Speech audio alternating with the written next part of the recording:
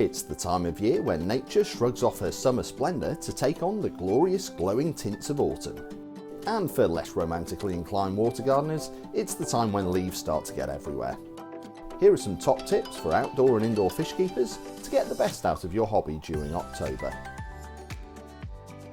Prepare for those autumn leaves with pond cover nets and long-handled nets for removing those that make it through.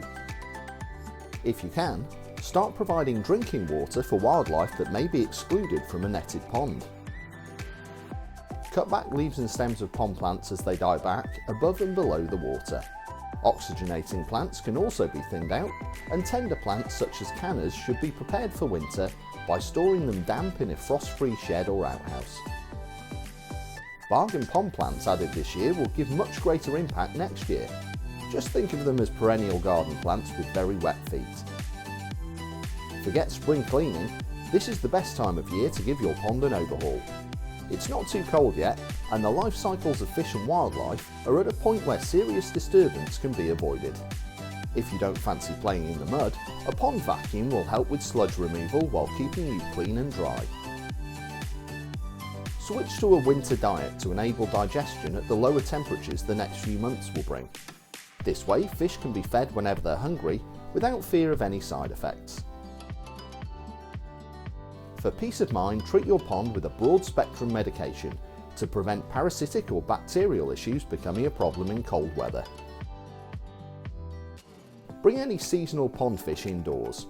If you have fancy goldfish, or temperate species such as paradise fish or white clouds in vats or feature ponds outside, bring them back indoors before the night temperatures start to dip too low. If your aquarium water level drops, you top it up with tap water. As only pure H2O evaporates, this serves to distill the hardness and pollutants, and is how the Dead Sea formed.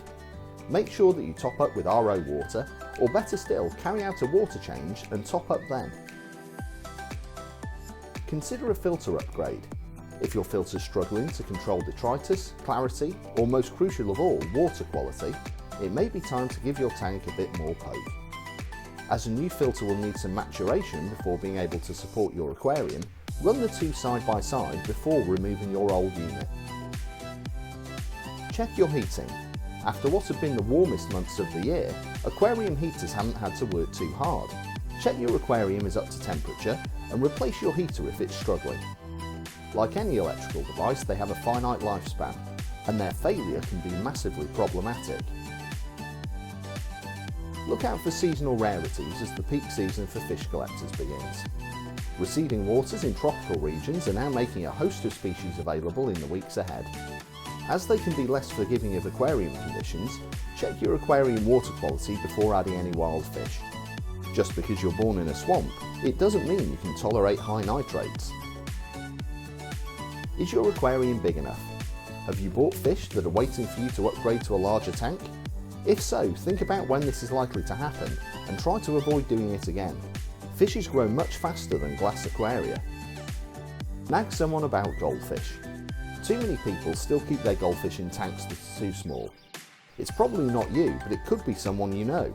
We think goldfish deserve better, so spread the word.